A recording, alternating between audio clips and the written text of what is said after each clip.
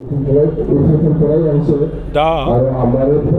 जि political development BPF दलाव गुबुन गुबुन दोलोनि खामानि मावनाय इउपिपिएल कर्मीफोर बिजेपि कर्मीफोर आरो जिएसपि कर्मीफोर कंग्रेस कर्मीफोरा बिपिएफआव जइन जानो जोबोद गोसो जादों आरो बेखायनो बे प्रग्रामफोरखौ खालामनानै जों बयखौबो बे स्कपखौ होदों।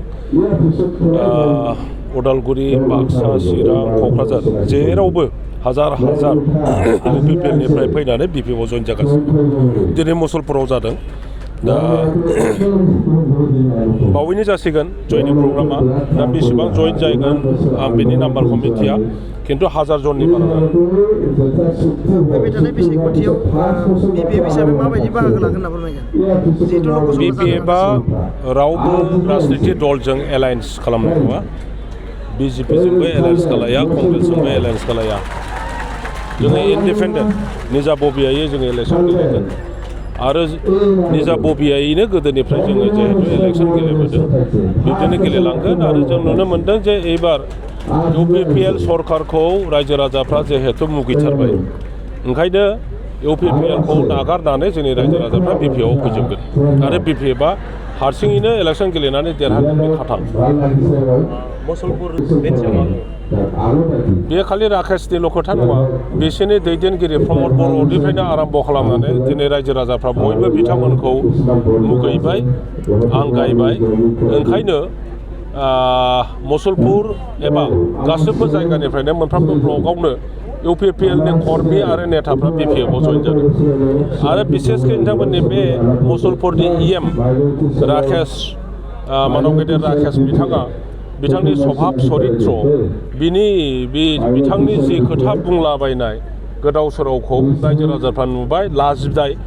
खालि गावनिल' मान सन्माननि खोथा नङा बयबो रायजो राजानि मान सन्मानखौनो मुसलपुरबासिनि मान सन्मानखौनो बिथाङा सुरमात खालामबाय।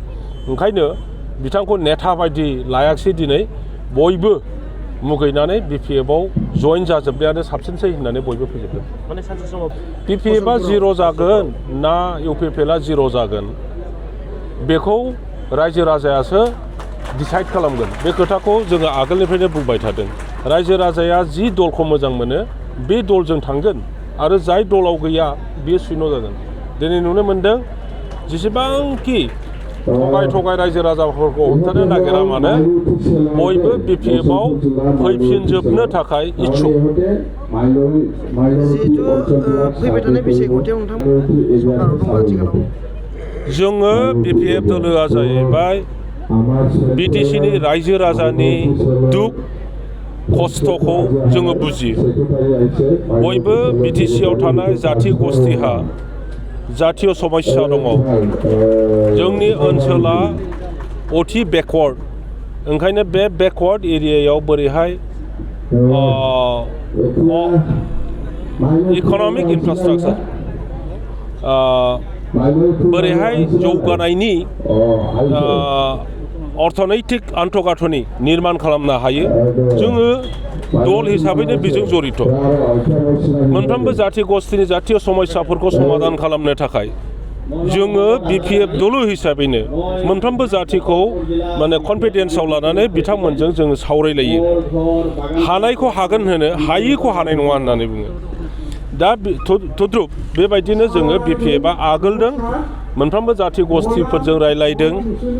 मोनफ्रोमबो धर्मीय अनुष्ठान प्रतिष्ठान आरो धर्मीय नेताफोरजों जों रायलायदों जे बिटिसिखौ माबोरैहाय खौसे खालामनो हायो माबोरैहाय जौगाहोनो हायो। बेनो जोंनि फैगौ इलेक्सननि मुल मन्त्र आरो बयबो मोजां मोनदों बयबो जोंजों फैगोन। 3 बोसोराव गोबां जौगानायनि खामानि मावबाय होनना बुंदों मा फोरमायगोन? बिथांमोनहा जौगानायनि खामानिनि मोनसे नुजानाय बयबो नुनाय मोनसे बुंथों।